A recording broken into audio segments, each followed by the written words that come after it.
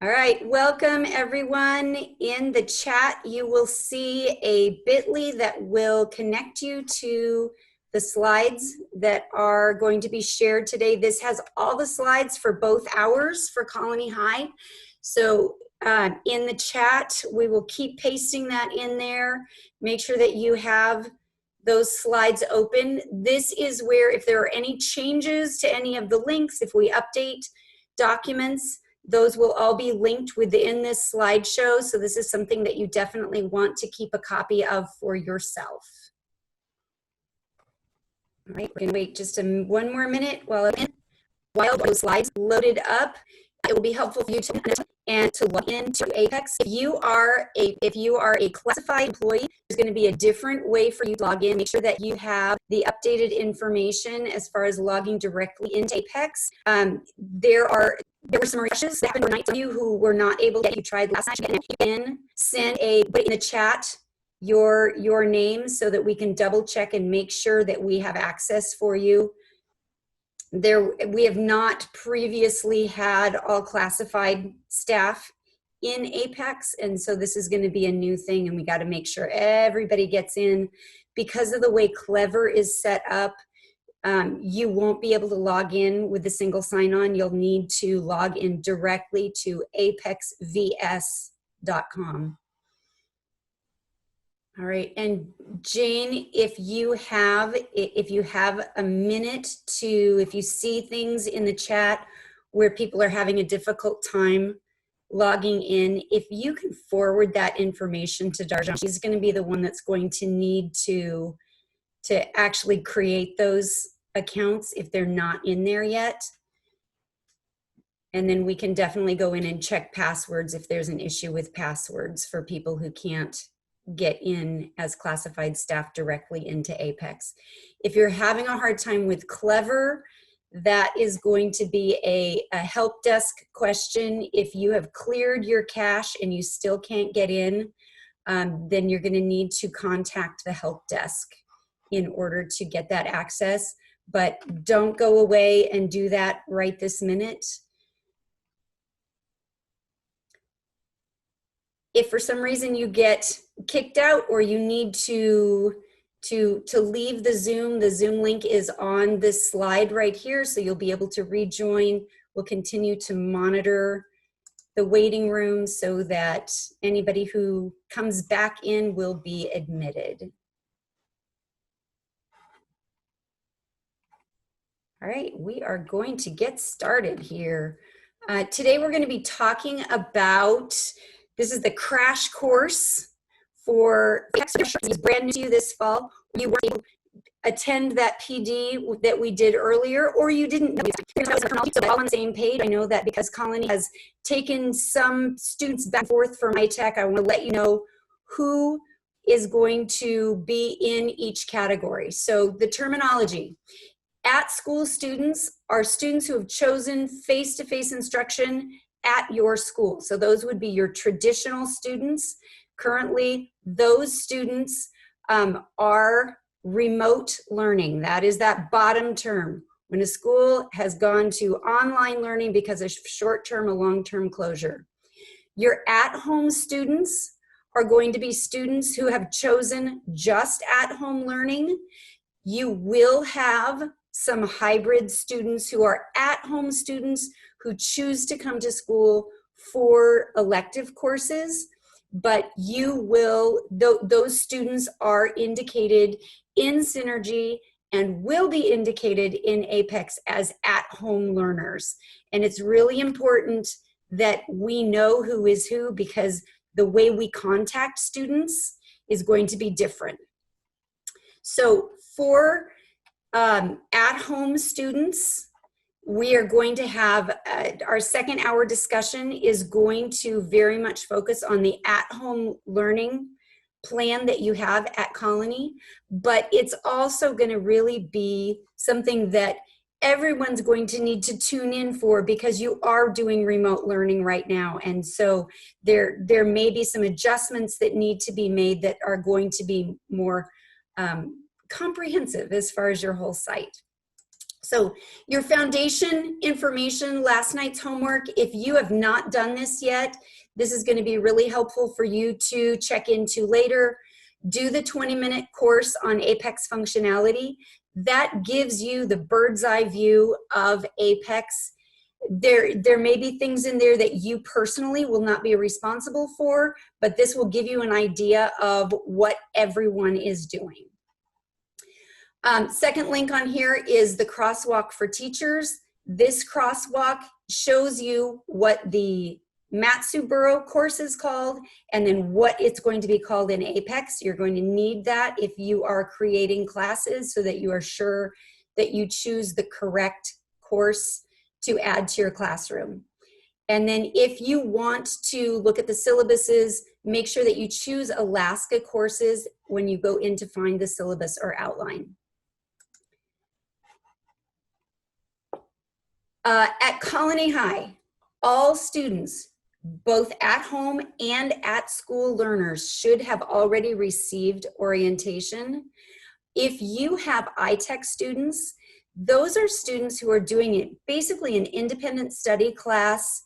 It is the usual kids who are taking a class that's not offered at your site at the time that they need it. So if they are taking an iTech class, they have a district-wide teacher through iTech, they are going to need additional training from your site coordinator, and that is Sandy.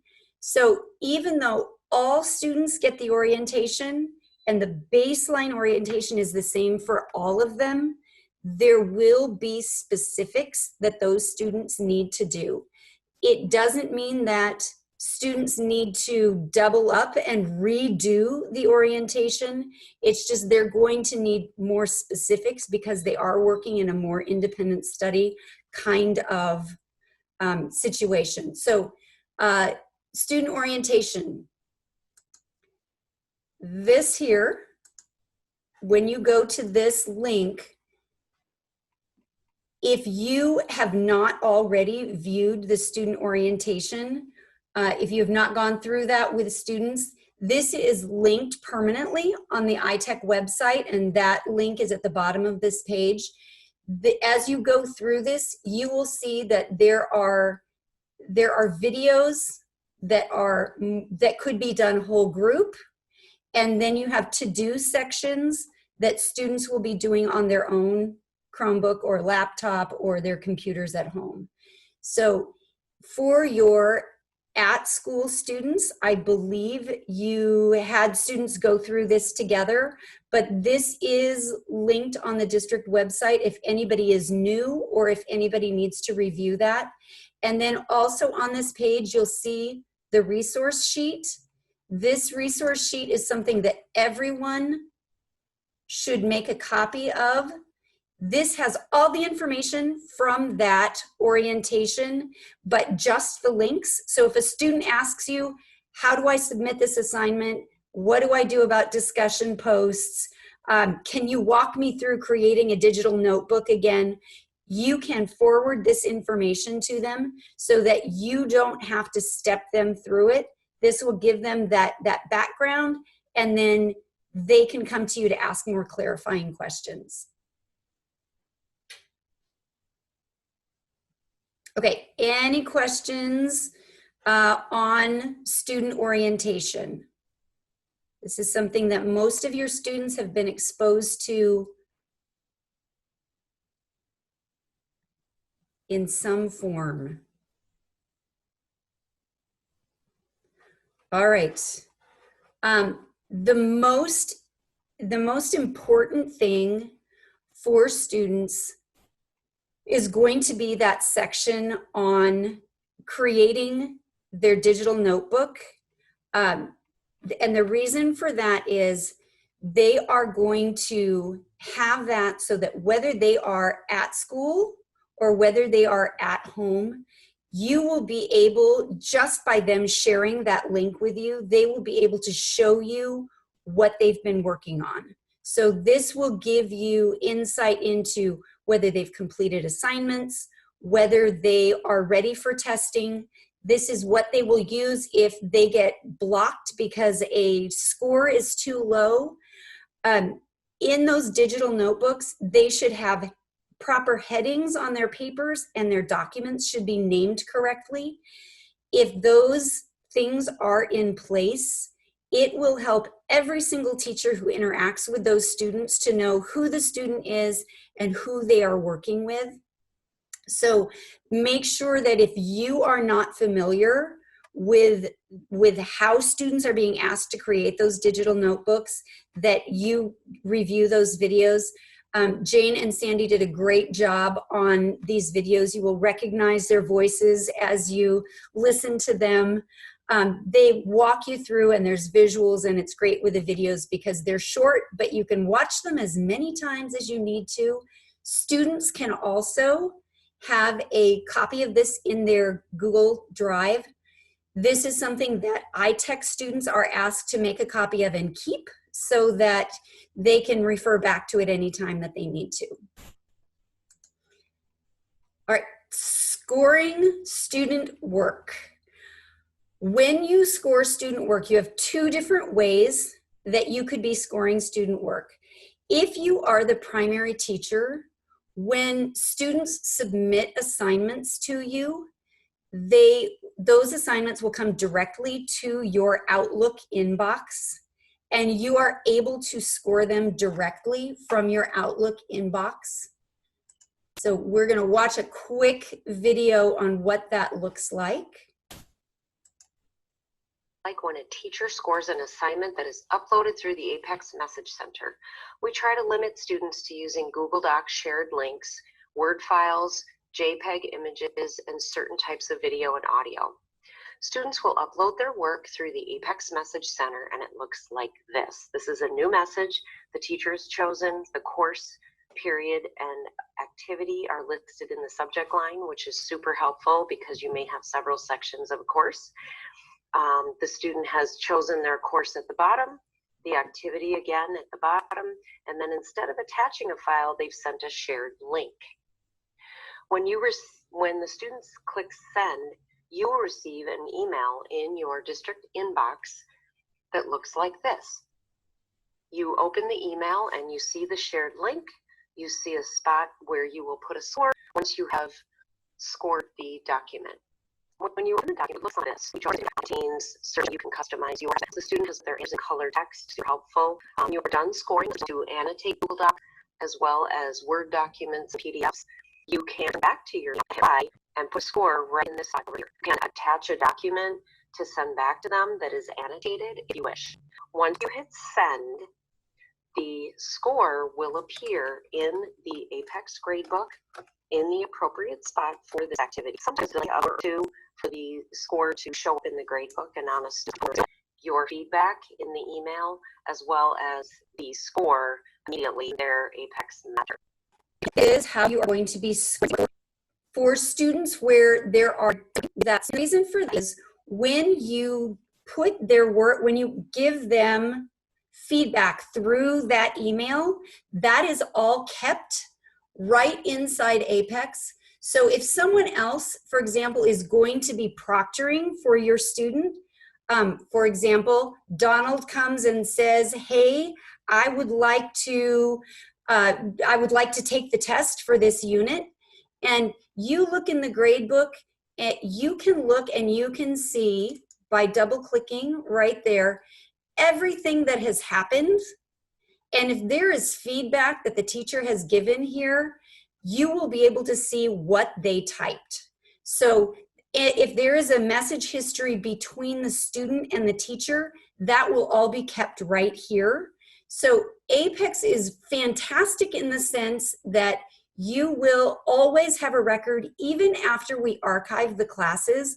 This is still accessible. So this is one of the reasons that when you're using Apex for your delivery of your content, you don't have to enter every single thing into Synergy, because this right here will keep track of all the things that they have turned in, and it doesn't go away.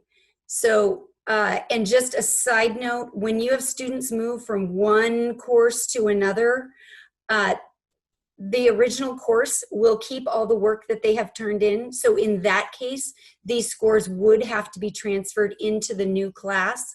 But again, it stays in here. If you need to access it again, we can go in from the backside and see, and all that information will remain. So if you are going to be scoring something for a student and you are not going to be using your Outlook, for example, if you had a discussion, if you had a single student that you wanted to go in and find out if they had submitted something, maybe they selected the wrong teacher from the drop down, you'll still be able to see their work here.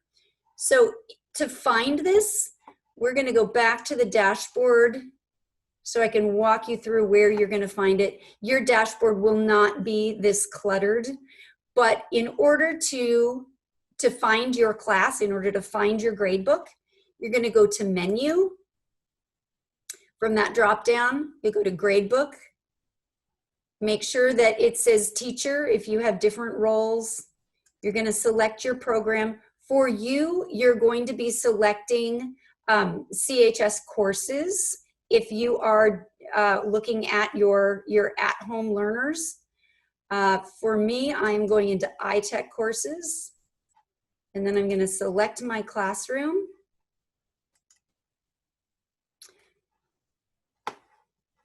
And the landing page here is the summary page. So this is where people often get stuck. You have to take the drop down here in order to get to the actual grade book. So this is where we were before. I see Donald has turned this assignment in.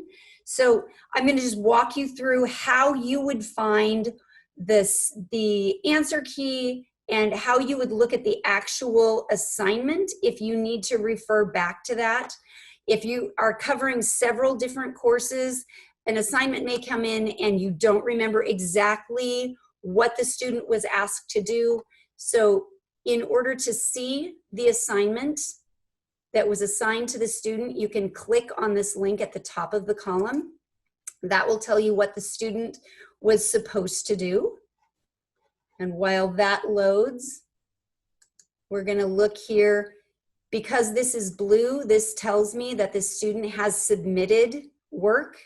And when I clicked on that before, you saw that there was a history there of the number of times that I have entered it and unentered it. So you're going to just highlight this link, drag it into a new tab, and it will open. Here is Donald's submission for this particular assignment. This is the assignment that Donald was given. Here is the practice with the instructions.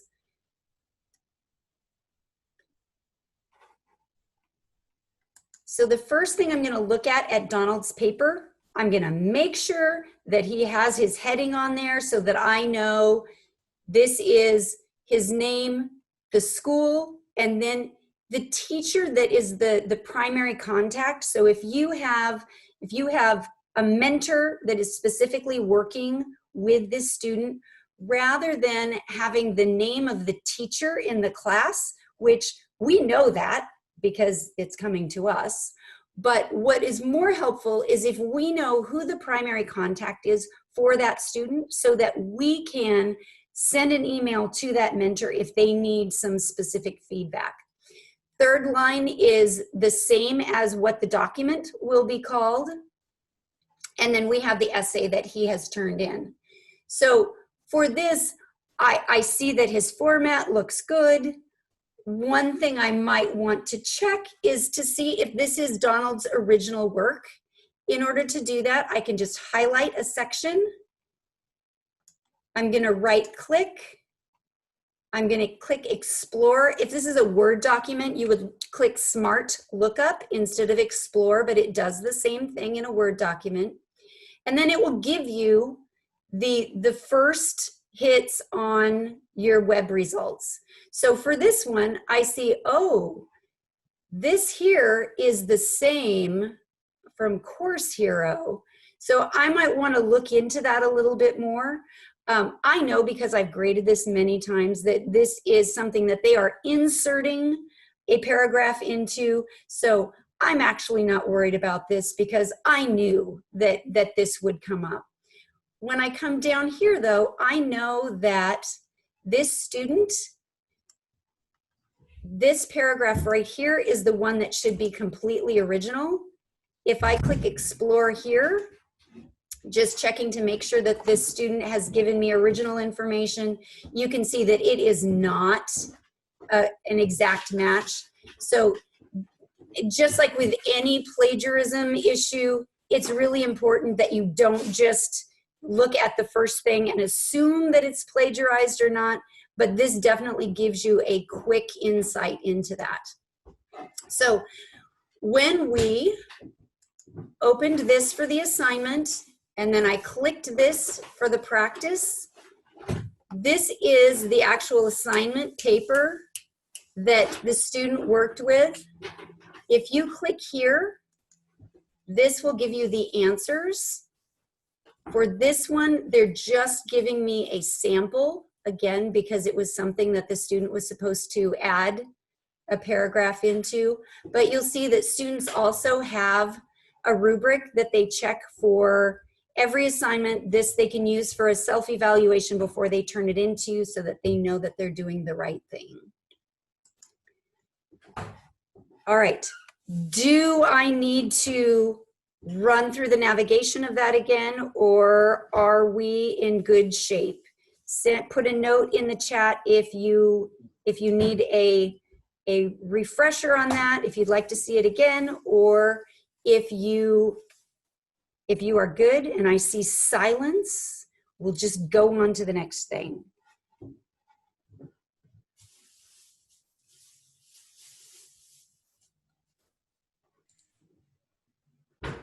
Okay. And I will answer that in the chat. Thank you.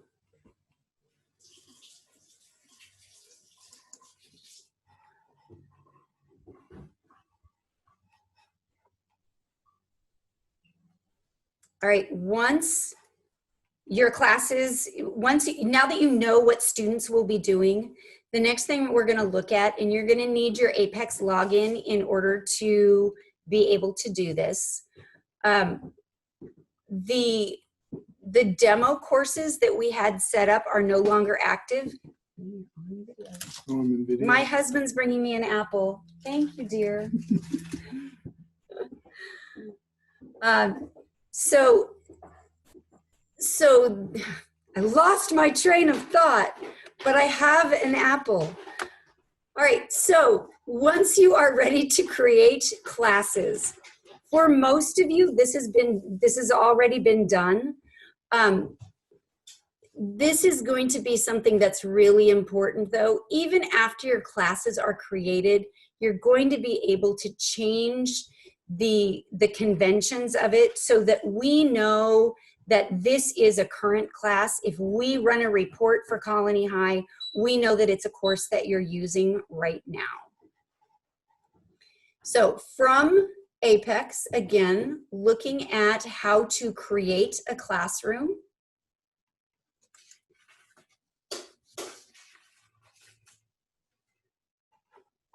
You once again will start from your dashboard.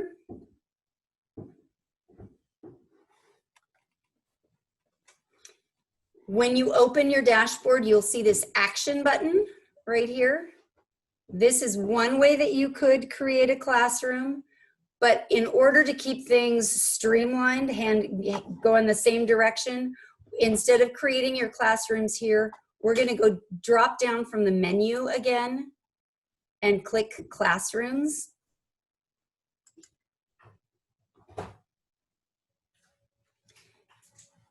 You're gonna make sure, most of you will only have the option to be adding to CHS courses. We're gonna work on courses rather than tutorials right now. And then you're going to click Add a Classroom.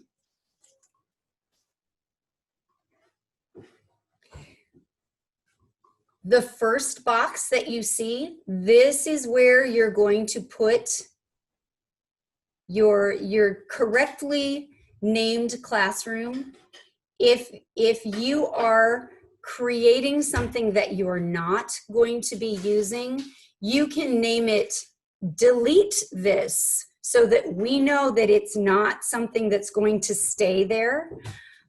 So in order to use your correct conventions, I'm just going to change this to CHS since we're in your bucket. The start date, do not set it ahead, leave it where it is, because this can't be changed once you create the classroom. Make sure that you're in your courses, and then this is where you're going to be selecting the course to add to your classroom. It's highly recommended that you use one course per classroom. There is a way that you can copy courses so that if you have several courses that are exactly the same, you won't have to worry about putting every single thing in individually. In order to find the classes from that crosswalk document that we gave you, you're going to, for example, open English and make sure that you have chosen the correct class. This is that course crosswalk. So if you are teaching English 2 semester 1 in Apex, that's going to be English 10 semester 1. You'll see some highlights here. Physical science, this has been a district-wide change. They're doing semester 2 first and semester 1 second. Informal geometry, they're still working on getting those really lined out. There is not an Apex informal geometry, so you would still choose geometry semester 1 and semester 2. So then on the second page, you will see the electives. So once you have chosen that course, for example, English 10 semester 1, click it, click save, and you will come to this page right here. You should automatically be enrolled in a classroom that you create. If not, you can use your drop down here, search for yourself, and then click enroll. You can see that I am in this right now as the primary. So that means that the students will be sending their work to me for this class. And then with student enrollments, you could enroll them the same way, or you can have them self-enroll. So I'm going to slide this. Oop, will this let me slide it? It won't. All right, I'm going to close this window for just a minute.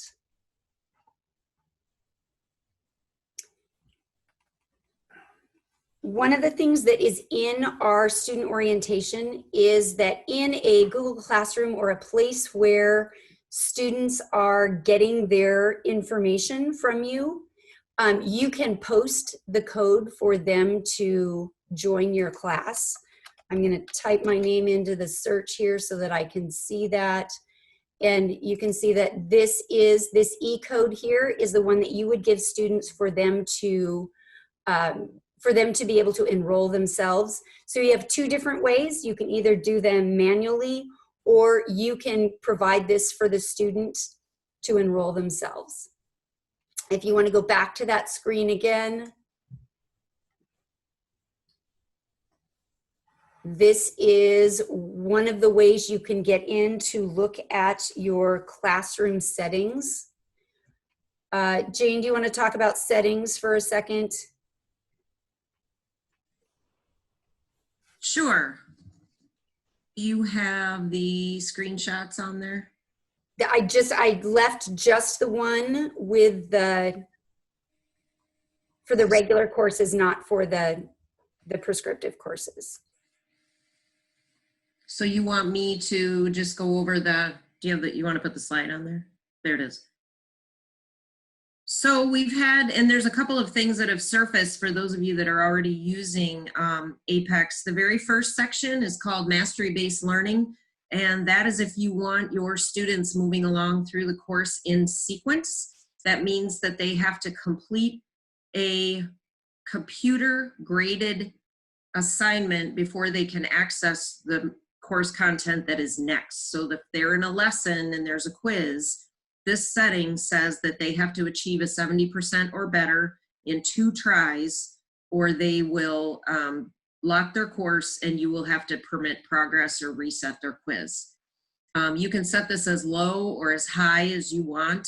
We've had teachers do the full gamut of percentages to keep kids moving, but it does lock them into a sequence so that they can't skip around. Proctored activities, enforcing auto-proctoring does not let them navigate away from a quiz while they're in it or a test. It also will lock the test behind them once they are in an end of unit assessment. For the quizzes, it just forces them to stay in the quiz while they're in it. We have had some teachers uncheck that because they are locking up courses for kids if they lock quizzes, and they want the kids to be able to get to that quiz once they unlock it. I know that sounds confusing, but I've had quite a few individual questions where teachers have said the student hasn't completed orientation, so I'm going to lock a quiz until they do it, and then the student can't access it. This would allow them to access the quiz if you uncheck and force auto-proctoring.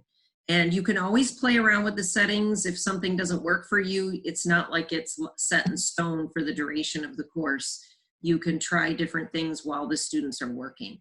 Over on the right-hand side, if you have mastery-based learning set, you automatically, it is closed book assessments, which means they can't navigate in the course while taking the assessment. Randomizing question order. There's a test bank that is triple, however, whatever the number of questions are in the quiz. So if it's a 10-question quiz, there's going to be 30 questions to choose from. It also mixes up the multiple choice answers.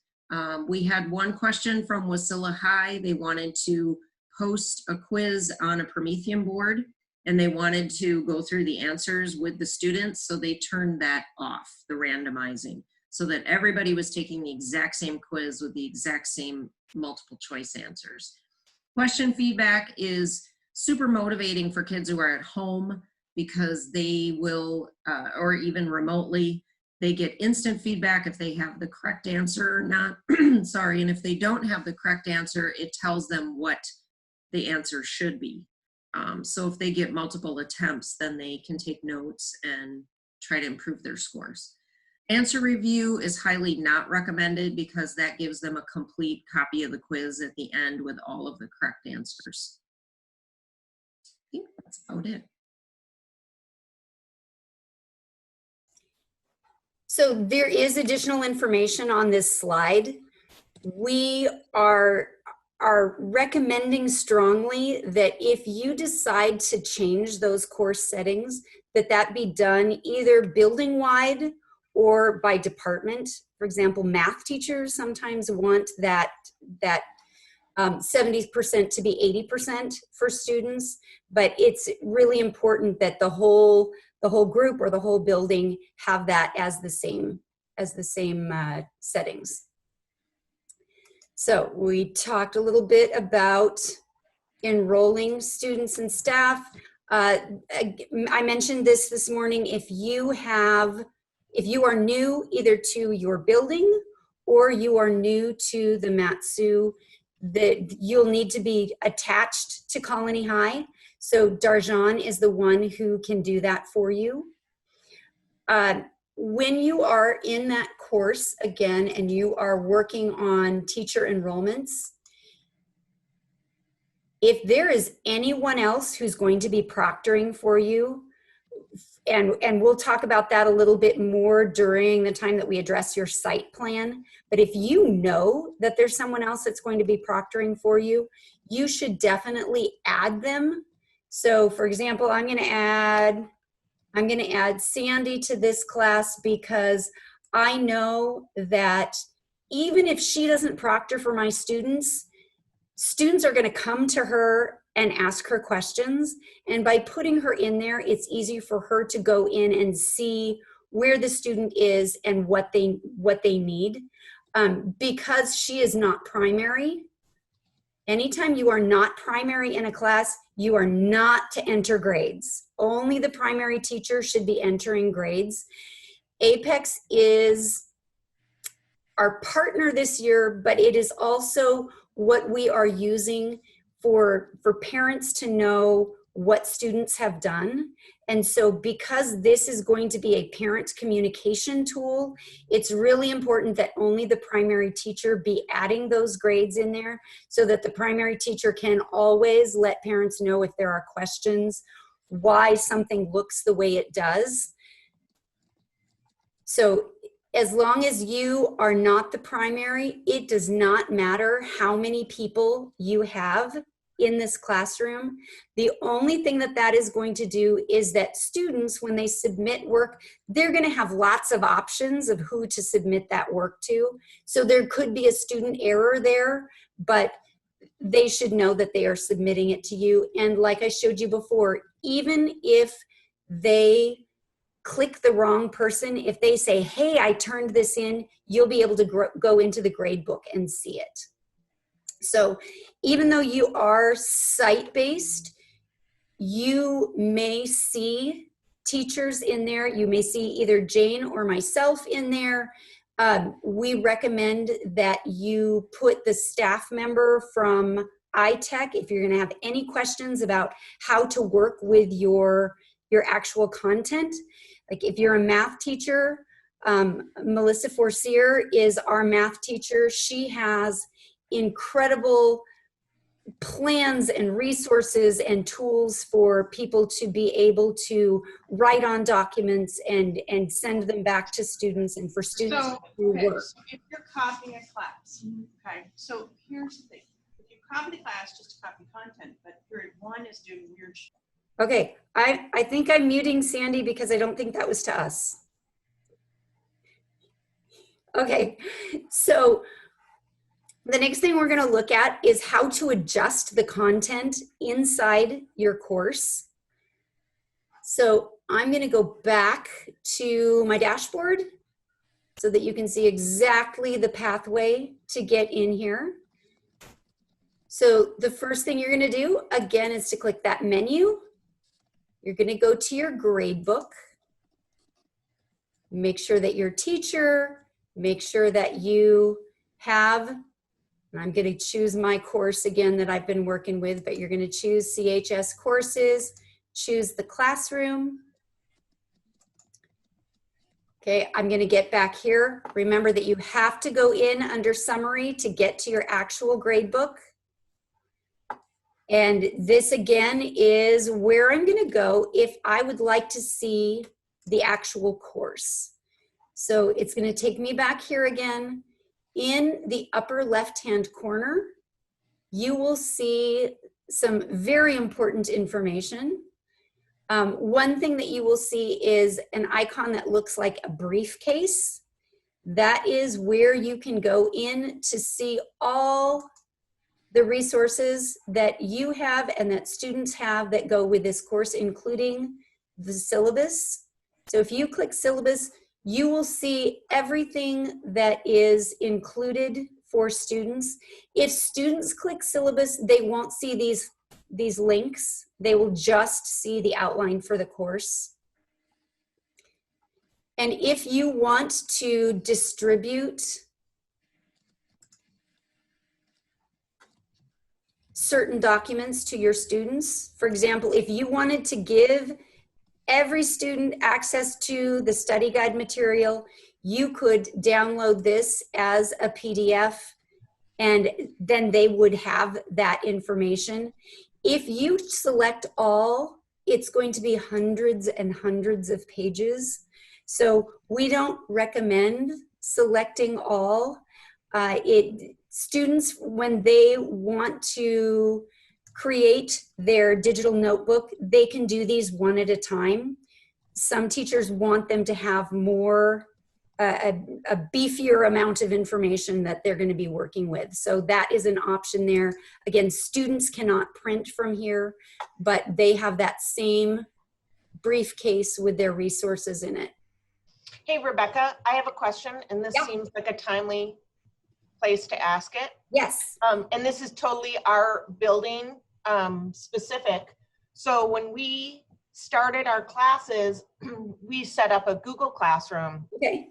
and for announcements and whatnot. And we posted the first, I don't know, 4 assignments. We posted the student contract, the orientation checklist, at-home learner orientation, that would be the video, the CERT, and the academic honesty piece in Google Classroom. Okay. So my kids were submitting it there, and it wasn't until yesterday I had a snafu with Sandy that she walked me through putting the certificate as an extra assignment in actually in Apex. So if you're saying, you know, this is where kids can see what they've done, this is where their mentors can see, this is where their parents can see whatnot. So all those assignments that I had them submit in Google, I should really have added as an Apex, because And that's one thing that we're going to talk about here. So you are exactly right as far as timing. What we as iTech have done is we've had the students submit their getting started certificate as evidence that they have worked through that orientation. There are a lot of schools who are using a Google Classroom for the technology agreement, the plagiarism agreement, you know, all those kinds of things. So that's fine if you have that as a place to collect that kind of information, because that's not going to be graded information. So one of the things that is coming up, so let's go through this next little step and see if I answer your question, and then jump in if I don't cover like the exact Colony High element of it. Okay? okay, thank you. Okay, so when you are on this, you will see the outline here at the top, and this is exactly what Susan was talking about. If you want to add an extra assignment into Apex so that when parents log in, when parents get their coach report, that they will see that this has been done or that it's missing, you're going to click Edit, Create an Activity, and then you will get this right here where you can create that activity that students will then see this as one of their options when they go to the message center and they go to submit an assignment. This will now be one of their options for them to submit. And from their view, this just drops it right into the unit where you put it. So I have attached, hold on. Where's my, there are adjusting course materials. There is a document here where you can actually even copy and paste it if you need to. These are the specific assignments that students in the iTech classes will see. You can, again, use them as they are, or you can adjust them so that they are appropriate for Colony High. But the first one, for example, there's the text that could just be copied in. But what they have here is, here are the instructions for your extra credit assignment.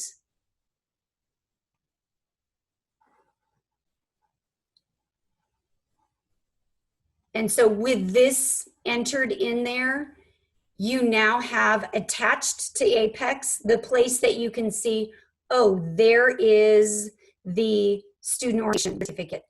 As pointed out, has in Google Classroom, because okay to Google as a school record, where that could be downloaded, those could be saved, you could refer to those as a school. The advantage, of course, to having it in Apex is that you could access it at any time. If parent comes in and says, my student didn't actually sign this agreement, or they didn't know what the academic honesty policy was, you would easily be able to go into Apex, and any other staff member would be able to go into that student's particular profile. So just for ease of access, the additional assignments, to create an assignment is something that can be really helpful.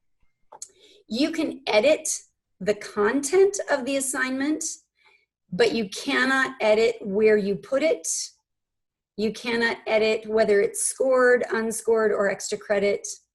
And you can't edit how many points are there. So the actual text and title can be edited. If you put something in there, you're going to get a warning, warning. You know, you can't undo this if you put this in. And really what that means, you're going to see my mess here because of the number of times I've created it and then removed it. Just like in the edit where you can add an activity, you can also edit your course. So if I want to edit, for example, something from Unit 1, you'll see that I have unsubmitted just by unclicking all these custom assignments so that only one of them is showing up. Unclicking is how you remove that from what the student sees. So it's not just that it's excused, it's actually removed from the course. And if you... Can I ask a clarifying question on that? Absolutely. So from the grade book, there's also a little minus sign at the top in the box, right? Does that do the same thing, or do you suggest we always do it this way? Is it the same function? Jane, you want to take that one? I know you have passionate feelings about those little pluses and minuses. Oh, okay. Tell me what I'm doing, because I'm in the chat answering Explaining questions. why it's better to remove it than it is to use the little minuses at the top. Okay, so anything that you do in the gradebook, if you put an EX, for example, for an assignment, if you do a plus or a minus at the top of the gradebook, thinking that you're removing the assignment from student view, it doesn't go away from student view. It simply excuses it from the total point value. So the student will still see the assignment in the syllabus. This is if you decide that an assignment is maybe too complicated or irrelevant, but you still want it in student view, but you're not going to count it toward their final grade. You can leave it in there in the gradebook. If you want it completely out of there, subtracted from student view, the questions on the unit test removed for that item, you can uncheck right here where Becky is viewing it. So if you see duplication with quizzes, it's redundant, this is just another quiz about circles and geometry, you can uncheck it, remove it from view, it will take those questions off the test and the students will not see it. What I've suggested to teachers, lastly, if a kid gets sick and they're home for 2 weeks and unable to work, in the past when I was in the Cyber Center, a kid got a concussion, teachers may excuse individual assignments, but that would be putting an EX in that student's box for that quiz or assignment, and then the student actually sees that on their reports, and so do the parents. So that would look like this. You would just put an EX in there, click save. So when you do things for individual students, it's really important that that individual student has communicated with you. So that they know, okay, that's excused. If you excuse something course-wide, for example, I'm going to excuse all the discussions here. Okay, I would like to remove all my discussions. I'm going to click save. When I go back into the gradebook, I will still see that those things exist, but the top of the column will turn orange and it will tell me that that has been removed. So you can see it's excluded. I still know that it exists, so it's not like I will forget that there could have been one there. And at any time, you can go in and add and remove content. Becky, a 5-minute warning. All right, we are doing well. Rebecca, this is Ashley Kelly. I have a quick question. So if we remove parts of a unit, because we're just not there yet, but there is some content in there that we want at the time, can we come back and re-add that part of the unit that we had taken out? Absolutely. Okay. Thank you. You're very welcome. So, and this is something too, if you are using the due dates as a guideline for your pacing, this is something that you can do if you realize, okay, we're actually supposed to be halfway through this. I need to look and make sure that the things that are being assigned to students at this point are things that are actually essential for them. And then you can remove things at that point. And the thing that is nice about Apex at this point is that anything that you remove from that outline, they will also remove from the final test. So that CST, the computer scored test at the end of each unit, will not have the information from what you remove. And it will actually give you a little pop-up box that tells you, okay, if you remove this assignment, this many questions will be removed from the final. So that gives you a really good idea then of, okay, is this something that this is the only place they're going to get this information, or is it really something that we could remove and it's not going to change the number of questions on the final test? Okay, so last thing that we're going to cover together. Quick reminder, so 2 things. Due dates. In order to set due dates for an entire class, you're going to click the calendar icon here, cascade due dates. In general, we have cascaded all the due dates. We've recommended going from August 28th to December 10th. There are some people, because of different starting issues, who have moved that forward a little bit so that students are not late just as they're entering a class. If you have a student who comes in late and you want to cascade their due dates from where they are, you can do an individual student from their own row. All right, and then the last thing, when I said you can copy classes, but you don't want to do it right away, once you have set up any extra assignments that you want in those classes, that is when you would use the function to copy a class. And the reason is that you don't want to have to add those extra assignments into each individual class. So you're going to select it. You're going to click edit. That will bring you to this screen again. And then this button right here that says copy. If you need to, remove the copy of, change the class period, create a copy, this will copy the class, like the course as you have created it. It will not transfer your staff and students into it. So it will create a new class with a new join code. So period 2 would have a separate join code than period 1 did. So create a copy. Okay, so now I don't have to select the course, I don't have to add those custom assignments. The actual shell of the textbook for this period is all ready. Okay, in the slideshow, there are a few more things just for you to take a gander at. Scaffolds and supports. There's information here on how you can use the functions for translating and for reading things aloud.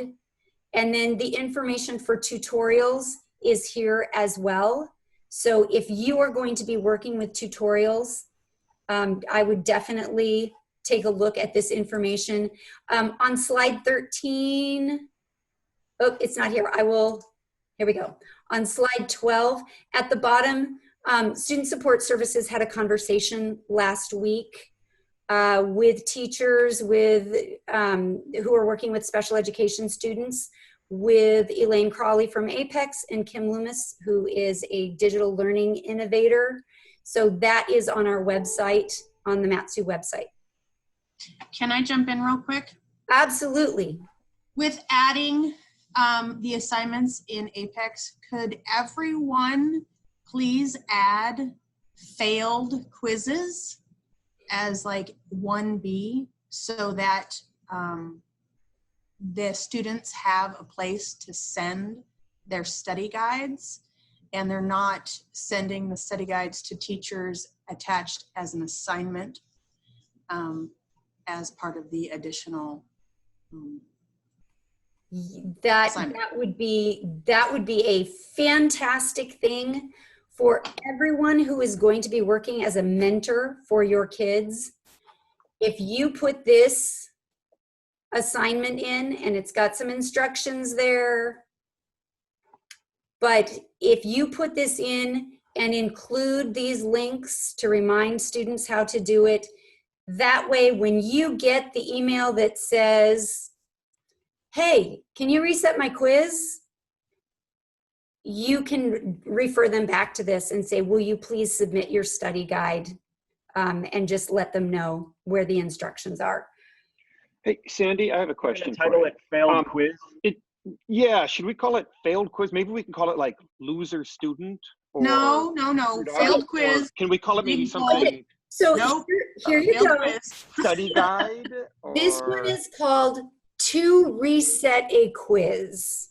Hey, so we've already started training, and the training that we have given the kids is that in the subject line, they will type failed quiz and the quiz number, and then they go down and hit submit homework, find the assignment that says failed quiz. We've already started training on that. Okay, perfect. So I have an ethical issue with that, though.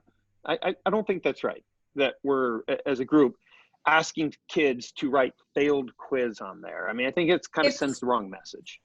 Honestly, it's more for you to filter your emails so you can possibly, Jane, if you want to pop in here, if I'm saying something that's Brian's just saying the wording could be different so it's more positive. And we can all agree on the same wording at this point. Not a big deal to edit it. Brian, You have a could suggestion? say, quiz. I think for iTech, we have study guide. We started out with study guide. So we say study guide for failed quiz. You could say study guide for locked quiz. That would be another way to do it. Or unlock quiz.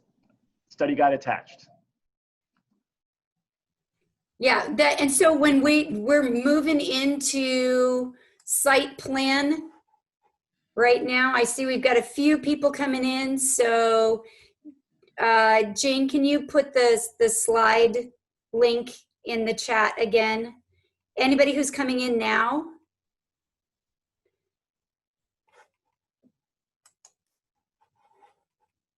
If you are just joining us, you are exactly in the right place at exactly the right time to talk about the at-home learner plan for Colony High School. In the chat, you will see the bit.ly that will take you to this slide presentation. We are on slide 15 right now.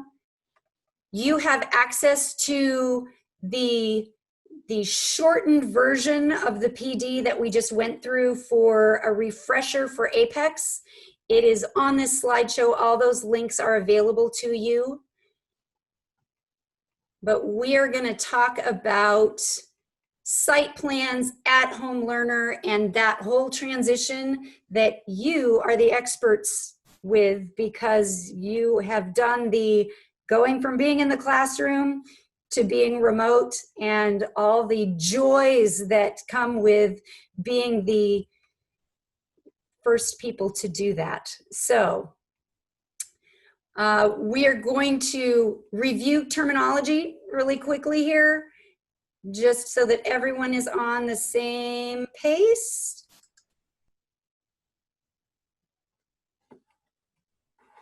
So again, welcome to you who are just coming in right now.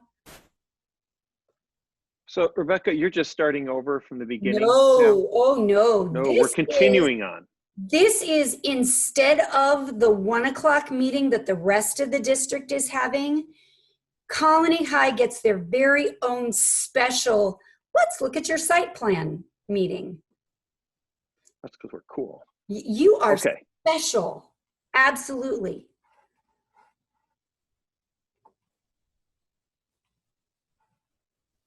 So don't leave. So yeah, don't leave.